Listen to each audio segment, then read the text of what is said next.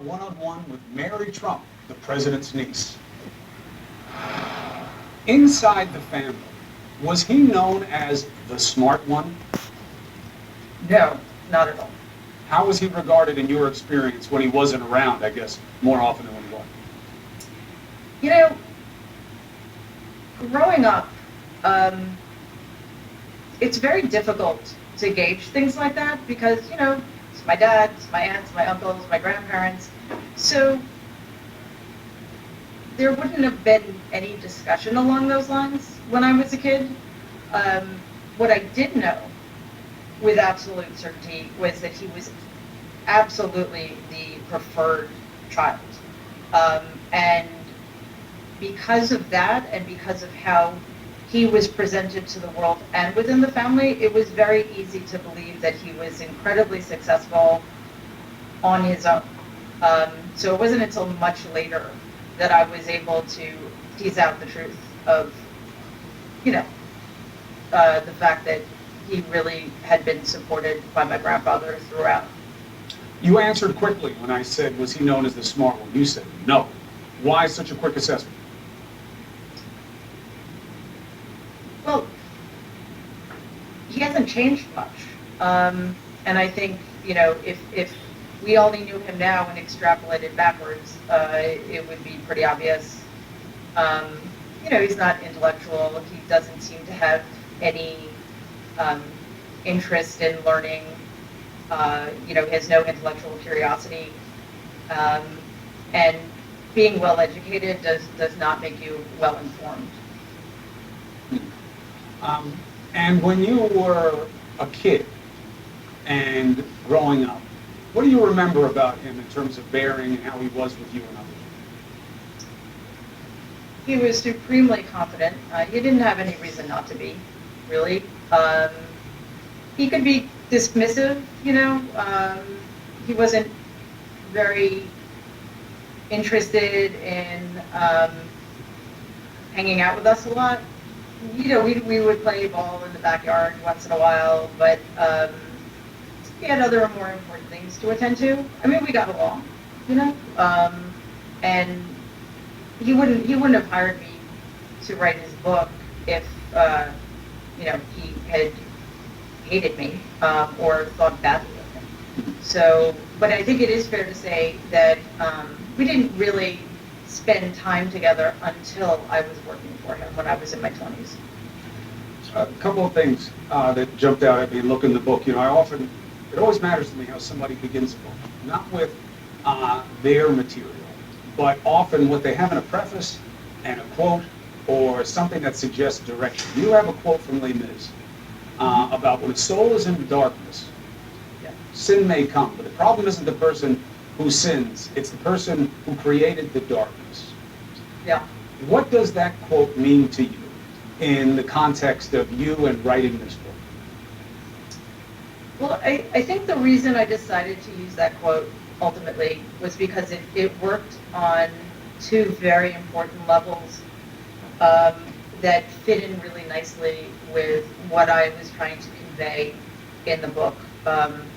So in the context of my family, the person creating the darkness was my grandfather. And the person creating the sins in that darkness would have been Donald. Now we're in a situation where it's Donald and his enablers creating the darkness, and the rest of us are left to stumble around as best we can, and sometimes, doing the wrong things because we're not being led, the truth is not being leveled at us. So it could be something as simple as wearing a mask, or as egregious as committing hate crimes, which seem to be sadly endorsed to some degree by this administration. So where does that leave Mary Trump? More with her next. We'll be right back. It's interesting to me because my central criticism of your uncle is that he knows better. I do not ascribe to this notion of him as a stupid man. educated, not education, erudition. We can talk about these things. I don't think they really matter. The ability to know what is true and not true and how you deal with that, I think is obviously the commodity. And I think he is smart enough to know. And he says things anyway. And I wonder if that was your experience in the family, that he would say things. It's certainly the case with your lawsuit against him from 20 years ago. I mean, that's basically a breach of fiduciary duty lawsuit, that your aunts and uncles, including Donald Trump, had a responsibility to be straight with you about what things were worth, and they weren't. And that's the lawsuit. But in general, was he known as somebody where, the guy just doesn't tell you the truth? Yeah, I'm really glad that you brought that issue up, because I'm not at all saying that Donald shouldn't be held accountable. He does on some levels know what he's doing. I think one of the reasons he's sort of unraveling a bit now is because what he's always done in the past that used to work isn't really working as effectively anymore. So it has him scrambling a bit. But, knowing, not knowing, educated, not educated, as you say, ultimately it is irrelevant, just as in the grand scheme of things, although it's, I think, extremely useful in some ways to understand his psychology, it's irrelevant compared to what he's doing. That's what we need to focus on. Right, and of course the two go together. There's a conflation because he's acting on what he says he knows and doesn't know, but I have to believe he knows that masks are helpful. I have to believe that he understands we're in the middle of a pandemic, and that he just sees his best opportunities in ignoring that because that's bad for him. And his problem is more of an ethical or a moral one, not an intellectual one. What's your take on that? Yeah, I actually write about how easy it would have been for him to be the hero in this movie. Still could. By the way, as crazy as politics is and how short people's memories are, he could still be a hero by putting together a plan that gets this country in a better place. Between now and November is a long time. Continue. Right. Well, and you hit on something really important. He could, theoretically, but he can't constitutionally. And that's why it's not because he doesn't know masks are good. It's not because he is, rabidly anti-science. It's because those things work for the narrative he needs to spin. So it would require him to admit in one way or another that he's made a mistake. A huge mistake that's cost many, many tens of thousands of lives. He can't do that. So all he's got left is creating division, and that's a place in which he's very, very comfortable. You depict in many different ways and scenarios what the feeling about Donald Trump's character was within the family. As a general assessment, how is he regarded? You've said he was confident, he was certainly the favorite child, but on these kind of primary color issues, credibility, compassion, good person, bad person, families talk. What was the rap on him? When I was growing up? Yeah. None of those were ever issues in my family. Never. You mean they weren't relevant considerations? That's right. My grandfather was running the show, and they were totally irrelevant considerations to him, so they didn't matter to anybody else either. He was a little cold-blooded. Yes. Quite. What was that like for you? Again, when you're growing up in an atmosphere like that, it's very hard to understand that it's not normal or that it's dysfunctional or aberrant in any way.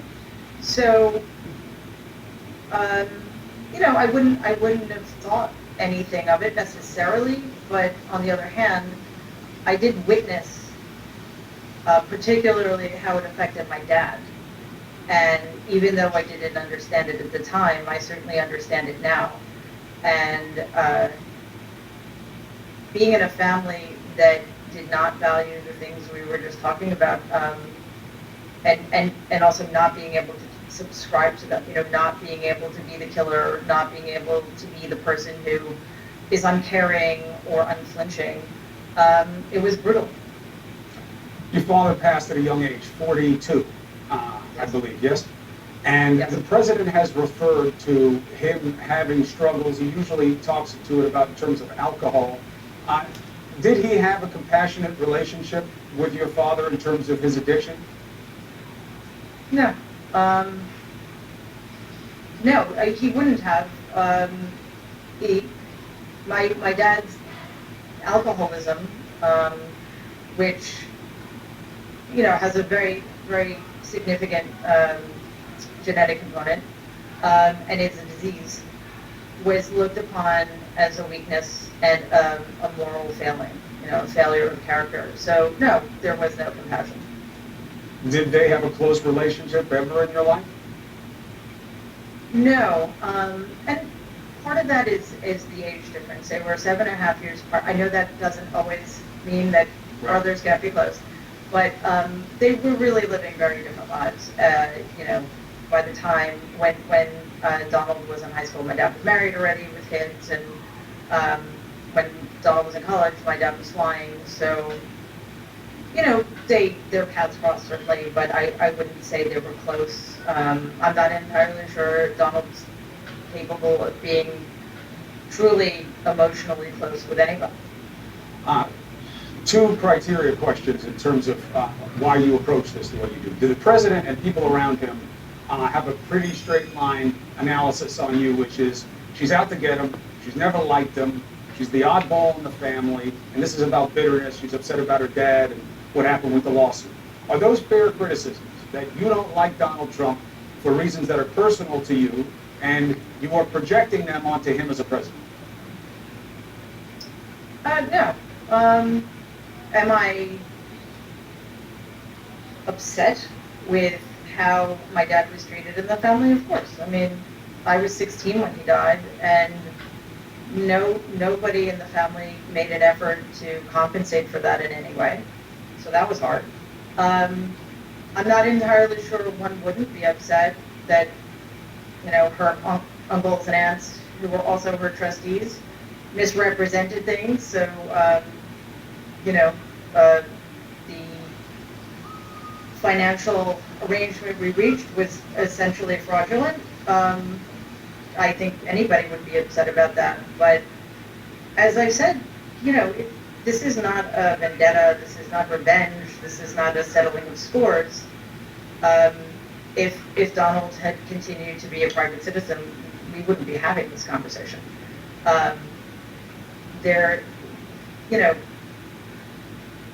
You've seen what's been going on with COVID-19, you've seen what's been going on with racial strife in this country. The problems are getting exacerbated every day. We are in serious trouble here. And a large part of that is because Donald is incapable of leading, and he's being enabled by people who apparently are only interested in using him towards their own ends. And I'm afraid that those ends are not the best interests of this country.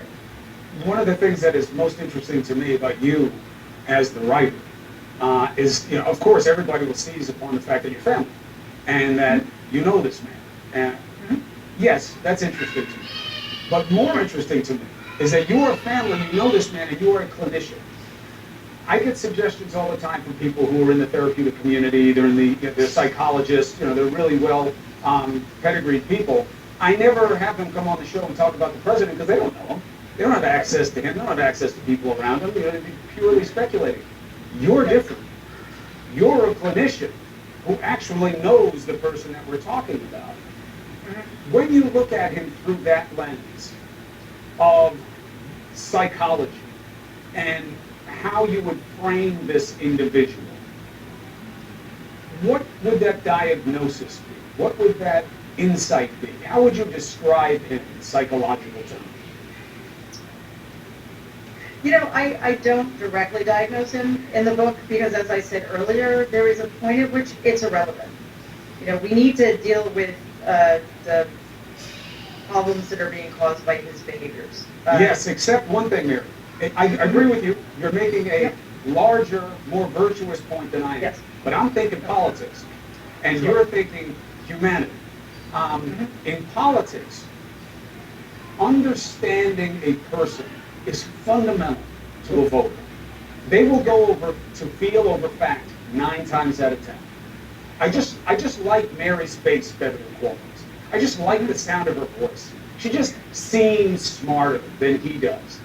And it doesn't matter that all those things happen to be true. But even if they weren't true, in politics it matters. The president benefits greatly from traits of his being ascribed as strengths, when to me they scream out as weaknesses. You know who he is at his core when there's no camera around, and the people who have been around him in his formative stages. Give some context to about what that means to you as a clinician. The simplest way I could put it, which may be one of the more effective ways to put it, is that Donald is a psychologically deeply damaged man, based on his upbringing and the situation with his parents. He is not going to get better, and he is, without question, going to get worse. Why is he going to get worse? He's already, in his 70s. Isn't he kind of fully cooked? Well, it depends on what you mean. In terms of his character, yes. His habits, yes, because I don't think he's interested in changing them. But no, I mean, illnesses untreated deteriorate over time. So not just damage, you think he's got sickness? Yeah, I do. And I think, a lot of people have diagnosed him, and I, without knowing him personally, but, there is plenty of evidence to support some of those diagnoses. And he's untreated. He's not interested in being treated. He has no insight. He has no psychological awareness of his situation. And again, one of the most devastating things is that people who claim to care for him aren't helping him. If they truly cared for him, the last place in the world they would want him to be is the Oval Office. And yet they do nothing. The clinicians always use the term narcissist, but can't that apply to just about anybody and anything? Why do you think that attaches to him? Well, there's the colloquial sense in which we mean narcissism, which is just sort of full of oneself. I mean, he is a politician. You know what I mean? He's president of the United States. You rarely meet them where they're all about everybody else all the time. Their profession is kind of everything going through them. Yeah, of course. But he didn't become this way whenever he started being a politician. I'm not really sure, because he's run for president many times, but he's been this way since he was a teenager, at least. So it's not as if there's new evidence to support the diagnosis. But again, I think that when you're looking at somebody's pathologies, it's not just how they come across; it's also how it affects them and their day-to-day functioning. So, although again, that's also hard to suss out, because he's, as I say in the book, institutionalized to some degree. He's protected by the fact that he doesn't really need to live in or support himself in the real world. And how does that change the analysis for you? It just makes it very difficult to see how his functioning is affected, because the context in which he's functioning is so small. He doesn't have to negotiate the real world like the rest of us do, and quite honestly, he never really has had to. He's gone from my grandparents' house to my grandmother's business to the Trump Organization to the Oval Office, and those have all been fairly contained, controlled environments in which his needs have been entirely taken care of by other people. Look, it's just tremendous insight into a family And we are how we're raised, right? And we're seeing that in real time now. So what concerns Mary Trump most about her uncle, less than 4 months out from Election Day? Conversation continues. You're going to want to hear it. Next. What is your biggest concern? That he be allowed to continue unfettered throughout this extraordinary confluence of crises we're facing at the moment, and that do not seem at all to be improving, and in fact, every day seems to be getting worse. It's very, very concerning, and I truly hope that the American people see it that way and, make the right choice when we're able to make that choice in November. Is it hard for you to say this about your uncle? It's not. It's not something let's put it this way. I wish I didn't have to, but somebody's got to say it, and I believe that I'm the only person in my family who is willing to, and I'm one of the few people who has the insight in order to be able to. How do they feel about what you did? I don't know. I haven't spoken to anybody. I can only speculate based on Donald's statement. I would guess they're not happy about it. But well, there was the lawsuit to try to stop the book. That was brought by your other uncle, not by the president. But right. Do you believe the president was aware of the legal effort and in favor? Oh, I believe he was the driving force behind it. They just had somebody else carry their ball. Yes. And that's exactly what happened 20 years ago. Now, that's important. So it's not fair to you to say, yeah, they're not talking to you now because they're mad because you just pissed off the whole family by writing a book. You had already had a major break with the family 20 years ago. Right.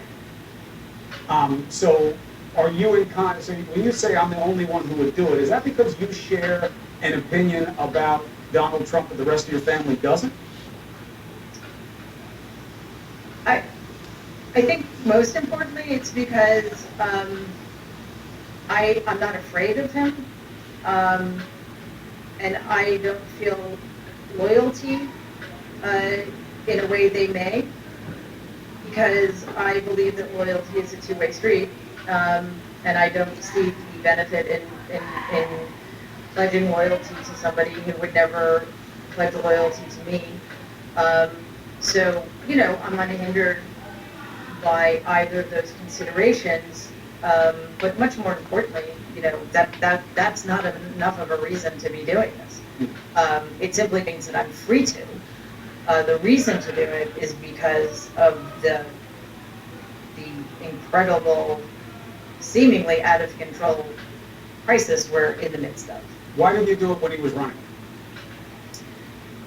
I thought about it. I thought about it long and hard. But there were three crucial reasons. One is there was absolutely no reason for me to think it would make a difference. There's a concept called learned helplessness, and it runs very deep in my family. When you just sort of feel trapped by circumstances and no sense of empowerment at all, or sense that anything you do would matter. So there was that. So what changed about that? Well, most importantly, what changed is that thanks to Suzanne Craig, and without whom none of this would have happened, and Russ Buettner, I finally had something concrete. Before the election, it would have been my opinion, my assessment, my complaining, my being bitter, wanting revenge, what have you. After the New York Times article, I had solid proof that there was something concretely wrong with his behavior and things he had done. And that made an extraordinary difference in, not my willingness certainly, but my ability to feel like I can make a difference. What does it mean to you that there is a good chance that his base will disregard the book completely? I know it's selling like crazy, But there are plenty of people in this country who have an appetite, an insatiable appetite for negative Yep. things about the president. But his base will likely dismiss it. What does that tell you about the power that your uncle does have over people? I think that that base exists regardless of who's in the White House, and I never thought for a second that I could sway any of those people's opinions. I mean, after everything this country has gone through, if Charlottesville didn't change their minds, if kids being kidnapped from their parents and caged on the border didn't change their minds. I mean, the list is endless and could go on. And now we look at the fact that, tens of thousands of people are dying because there's no federal leadership, and people aren't being asked to do the most simple thing to save their lives and the lives of other Americans. There's absolutely nothing I could say that would change their minds. The idea that when the stuff happened at the border, not the wall stuff, that was an obvious and easy political play for your uncle. Right. Right. The kids in the cages, he said he didn't like it. He said it would stop. And then we wound up reporting out information that they were doing just the opposite. Mm-hmm. And that messed with my theory that he knows better, and that there is a human being in there, which means there is somebody in there who has compassion. It's just selective to his own interest. But then I read your book and you say, no. I remember the guy dropping the N-word in my house. And this is a guy who's had bigoted feelings. I had given him the benefit of the doubt that he was a demagogue, but not a bigot. You're saying no. You've heard him use language and express ideas that are bigoted, period. Yeah. Oh yeah, and to me that's one of the least surprising things here. And to be frank about it, what's worse? He is endangering through his rhetoric and through his actions the lives of African Americans in this country every day. And you think he does so with animus, that he has a problem with black people? Yes. Also, he thinks it will work with his base. It's operating on both levels. But you believe it's in his heart as well. It's not just in his head as, I need these people to vote for me, let me just say what I want them to say. Yeah, it's not just a tactic. That's true. And how did that go over in the family, that kind of talk? Was that just the vibe within the Trump household? Yeah, look, you grew up in Queens, there were some neighborhoods, Jamaica Estates being one of them, it was like 100% white, and probably up until the 60s, 100% Christian. There was no tolerance for difference. When the first Italian-American family moved into the neighborhood, it was a scandal, and my grandfather was horrified by it. So, yeah, it was the atmosphere in which we grew up. That's why we were all over in Holliswood, across 188th Street. That's where all the Italian-Americans. Great, and that's why I'm extremely grateful I grew up in Jamaica, which was a world away from Jamaica Estates. So you're not surprised that he has taken these, whether it's Charlottesville or what's going on with Black Lives Matter, that's not just political opportunism. You're saying, no, the guy's a racist. He has a problem with that. Yeah, and what's the only thing that's shocking is how many people don't think that that's a line they can't cross. It's so disturbing. And there were stories about him, when we were investigating him years ago about his net worth, that he had the same kinds of prejudices about Jewish people as well, that's who had to count his money and notions like that we had largely dismissed because we felt like that can't be true. But you're saying, no, there's a character flaw. I'm saying that it was perfectly acceptable in my family, starting with my grandfather, to have those ideas about difference. It wasn't tolerated. It wasn't valued, and it certainly wasn't respected. Now, to the extent that you can be wrong, you can't be wrong about something that's your opinion because it's how you feel. Right. One of the things that made headlines is you say you were told very often a story about him cheating on his SATs, having somebody else, take them. The man in question, Mr. Shapiro, passed away, I think, in 1999. Is that wrong? Yeah, because I don't believe that's the Joe Shapiro we're talking about. There's no So way it's someone to else, know because that. he has a widow named Pam Shriver. And she said, Yes, can't Pam be Shriver. him, because they didn't meet until they were in college. You're saying wrong Shapiro. Yeah, and I feel awful that Pam Shriver has had to be bombarded with this question, because if you look at the timeline, yeah, it's impossible. They met at Penn. Donald needed somebody to take the SATs when he was at Fordham in order to get into Penn. And the other thing that's been dismissed is the fact that in New York City, the name Joe Shapiro isn't exactly unique. Fair point. But the inability to prove it, why is that not a discounting factor for you?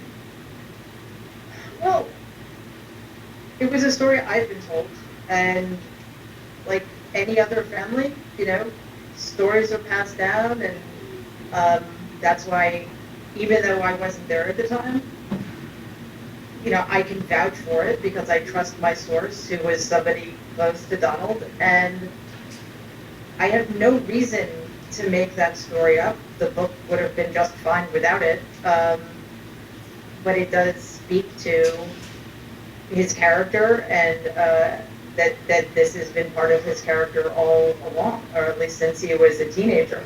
So I think it's time to start asking my family that question directly. Are his followers coming after you? No, not so far. I hope that continues. Mark Meadows is now the chief of staff.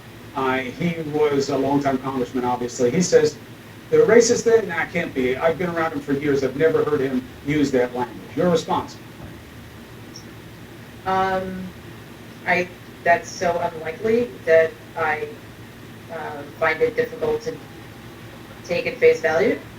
I'm not entirely sure why Mark Meadows would say anything other than that. If he wants his job, I don't know why he would either. Of course. Last question. If you could speak directly to your uncle, what would you say? He needs to resign. It's time. It's in addition to being terrible for the country, it's bad for him. He needs to step down and let us start the very difficult work ahead of us, trying to right the wrongs and reestablish or reconnect to who we want to be going forward. And we cannot do that with Donald in the Oval Office. When he says, but they love me. I had 60-something million people vote for me. It's just the Democrats and the media trying to kill me, but the silent majority is for me, Mary. I'm like the biggest thing ever in the Republican Party. Well, let's just say, for the sake of argument, that 2016 was an anomaly in all sorts of ways, and we can't really litigate that at the moment. But right now, it seems pretty obvious that people are not showing him the real polls. They're not being straight with him about his performance in head-to-heads with Joe Biden in certain swing states, and he's being allowed to believe what he needs to believe.